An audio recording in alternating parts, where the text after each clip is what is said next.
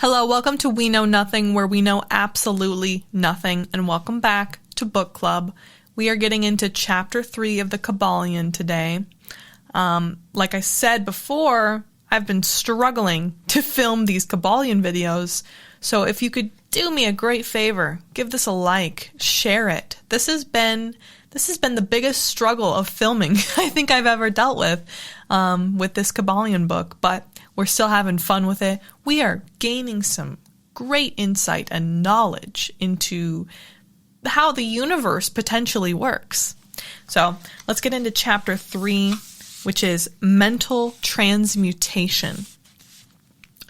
Mind, as well as metals and elements, may be transmuted from state to state, degree to degree, condition to condition, pole to pole, vibration to vibration.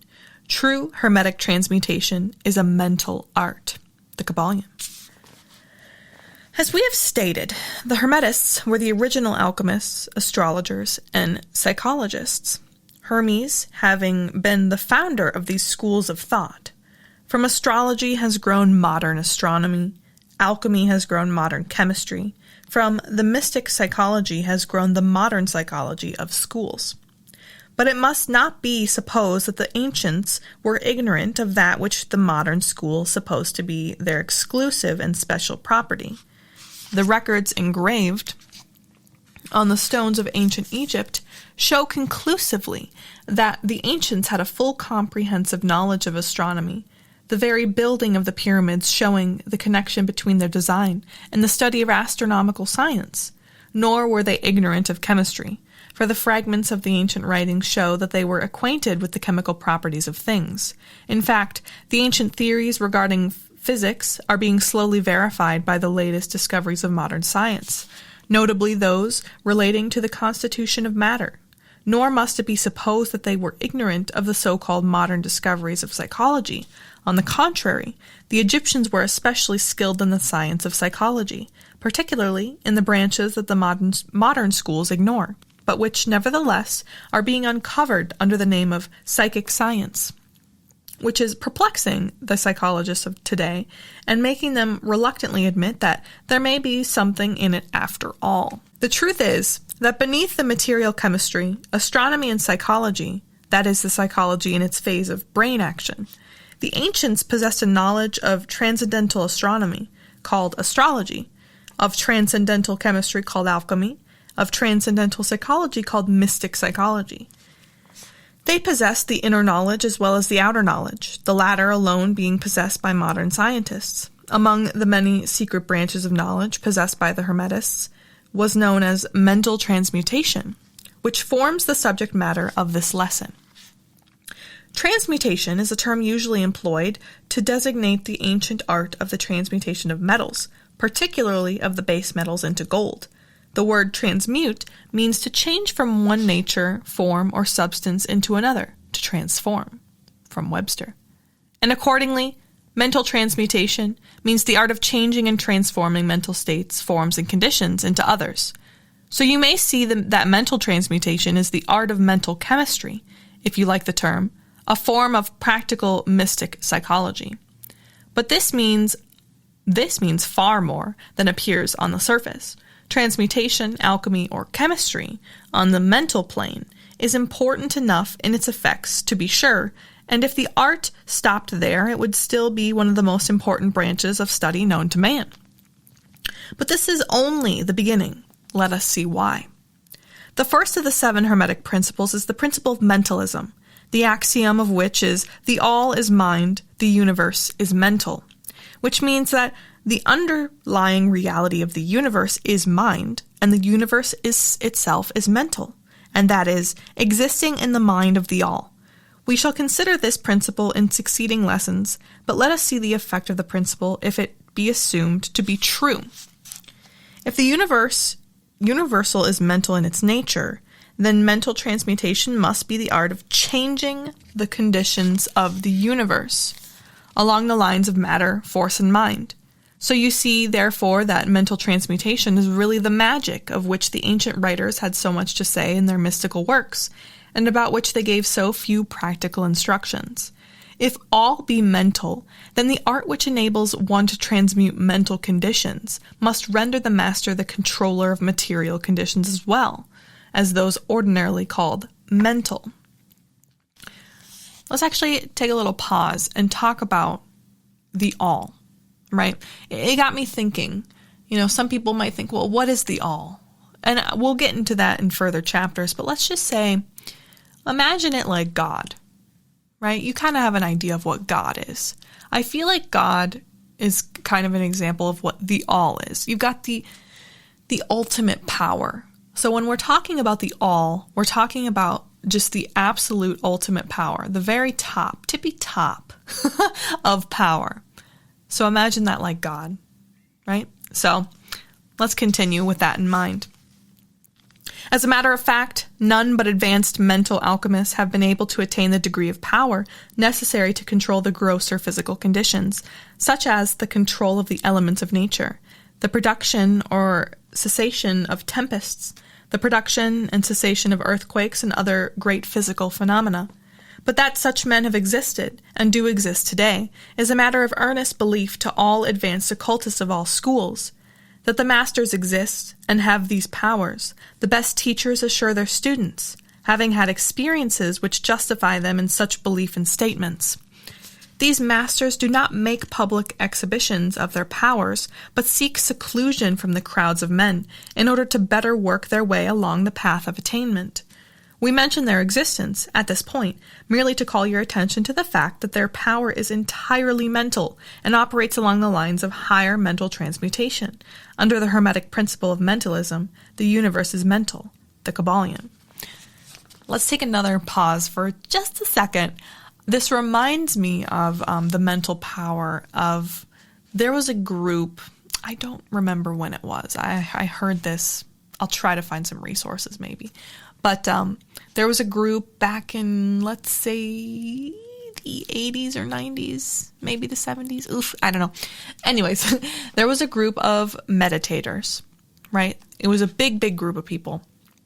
And they spent time meditating together and seeing the world as healed. They would focus on things like trying to, get rid of crime and sickness and all that. And they would just imagine and meditate together as a group with their mind on the world being healed. And as they did that over time, they noticed that crime rates went down, the health got better, there weren't as many hospital admissions and cancer and things like that. There was statistical evidence that the crime rate went down significantly. Everything started to heal. And then when they stopped doing that meditation, the rates went up again. They went back to what they were. Again, I will try to link some sources if I can find them. That's what I've heard. And if that is true, that is incredibly powerful. If you think about just meditating and imagining the world being healed, right? And then it starts to heal itself, and we start to make better choices. Wow, that is the power of mentalism. So keep that in mind as well, that you have a lot of power just with your mind. Let us continue. But students and Hermetists of lesser degree than masters, the initiates and teachers, are able to freely work along the mental plane in mental transmutation.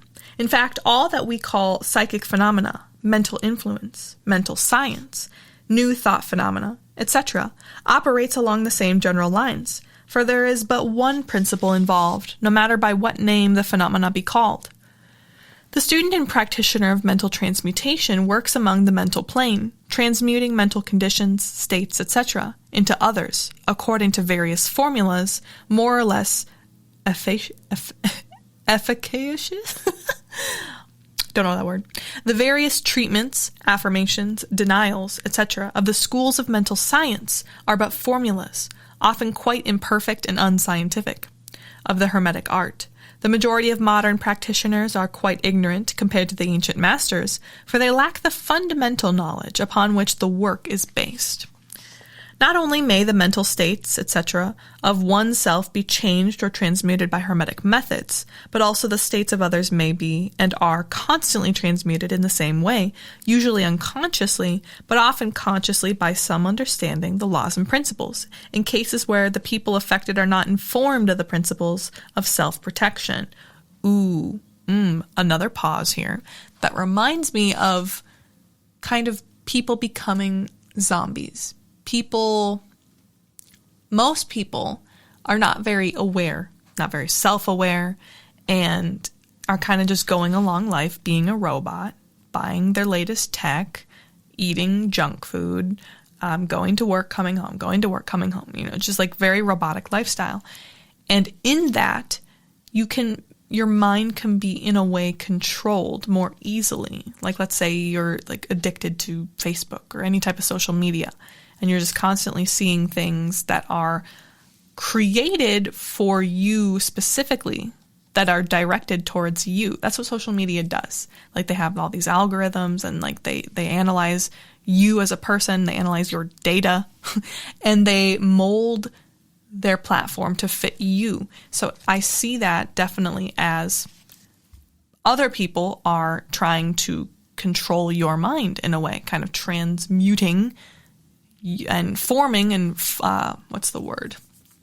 They're basically just creating what they want to create for your mind, and you're kind of letting it happen. And that's why they say a lot of people don't have self-protection. They're not aware enough mentally to get out of those patterns and those traps. Ooh, interesting. And this book was written, and these principles were from a long time ago. So this is before we even hit the real technological age that we are in today. Oh, wow. Fascinating stuff. All right. And more than this, as many students are practitioners of modern mental science know, every material condition depending upon the minds of other people may be changed or transmuted in accordance with the earnest desire, will, and treatments of person desiring changed conditions of life. The public are so generally informed regarding these things as present that we do not deem it necessary to mention the same at length. Our purpose at this point being merely to show the Hermetic principle and art underlying all these various forms of practice, good and evil, for the force can be used in opposite directions according to the Hermetic principles of polarity. In this little book, we shall state the basic principles of mental transmutation, that all who read may grasp the underlying principles, and thus possess the master key that will unlock many doors of the principle of polarity. We shall now proceed to a consideration of the first of the Hermetic 7 principles, the principle of mentalism, in which is explained the truth that all is mind, the universe is mental, and in the words of the Kybalion. We ask the close attention and careful study of this great principle on the part of our students, for it is really the basic principle of the whole Hermetic philosophy and of the Hermetic art of mental transmutation. That is the end of chapter 3. Now, right at the end here, it says that the first principle of mentalism is really the basic principle for all of Hermetic philosophy. Now, I had mentioned that in the last chapter, or the chapter before, that the chapter before, I feel like it is the most important, that mentalism, the all, kind of encompasses all of the principles. Wow. Very, very interesting stuff. Really gets your mind thinking. You can control your thoughts. You can control other people's thoughts, which is a little spooky. But actually, I kind of gave a pretty good example, that social media.